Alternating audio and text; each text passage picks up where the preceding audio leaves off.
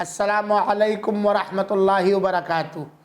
بسم اللہ والحمدللہ والصلاۃ والسلام علی رسول اللہ وعلی آلہ وازواجہ واصحابہ ومن والا الی یوم الدین، اما بعد۔ سوال ہے کہ کیا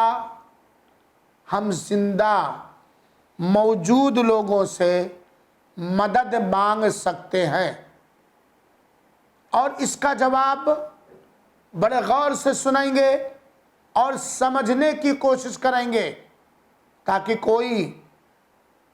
مشرک آپ کو بہلا نہ پائے۔ اس سوال کا جواب کہ کیا کسی موجود زندہ آدمی سے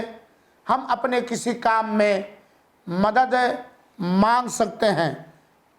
ہاں، جن کاموں میں وہ موجود اور زندہ آدمی آپ کی مدد کرنے کی طاقت اور قدرت رکھتا ہے، اللہ تعالیٰ کی دی ہوئی طاقت اور دی ہوئی قدرت کے ذریعہ جن کاموں میں وہ زندہ موجود مدد کرنے کی طاقت رکھتا ہے اس سے آپ مدد مانگ سکتے ہیں۔ جیسے آپ کو پیاس لگی ہے،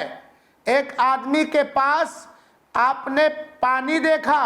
اور آپ نے اس آدمی سے کہا بھائی مجھے ایک گلاس پانی پلا دو، یہ پانی پلانے کی فریاد آپ اس سے کر رہے ہیں تو یہ جائز ہے، کیونکہ بندہ وہ پانی پلانے کی طاقت اور قدرت رکھتا ہے۔ لیکن اگر آپ یہ کہیں کہ تم ہمارے لیے آسمان سے بارش برسا دو تو وہ بارش برسانے کی طاقت نہیں رکھتا ہے، یہ شرک ہو جائے گا۔ دوسری مثال، آپ بیمار ہیں، کسی آدمی کے پاس گاڑی ہے، آپ نے کہا بھائی آپ اپنی گاڑی سے مجھے ہسپتال پہنچا کر میری مدد کرو، ایسا کرنا، ایسا کہنا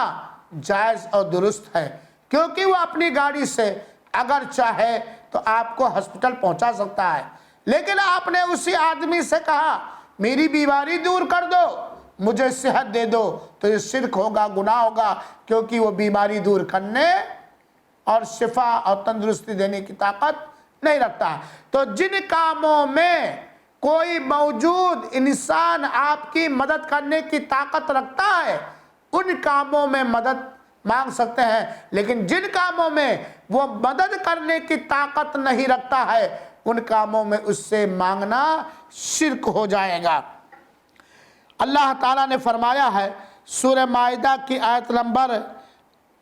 2 کے اندر وَتَعَاوَنُوا عَلَى الْبِرِّ وَالتَّقْوَى وَلَا تَعَاوَنُوا عَلَى الْإِثْمِ وَالْعُدْوَانِ، بھلائی کے کام میں، تقوی کے کام میں ایک دوسرے کی مدد کرو اور دشمنی اور گناہ کے کاموں میں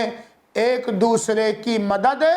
نہ کرو۔ اور اللہ کے رسول اکرم صلی اللہ علیہ وسلم نے فرمایا، صحیح مسلم کی روایت ہے اور بڑے غور سے سننے کے لائق ہے، وَاللَّهُ فِي عَوْنِ الْعَبْدِ مَا دَامَ الْعَبْدُ فِي عَوْنِ أَخِيهِ،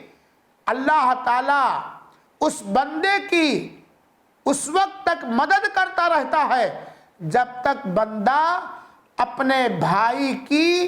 مدد اور تعاون کرتا رہتا ہے۔ معلوم ہوا کہ جن کاموں کے کرنے کی طاقت اور قدرت اللہ کے اختیار میں ہے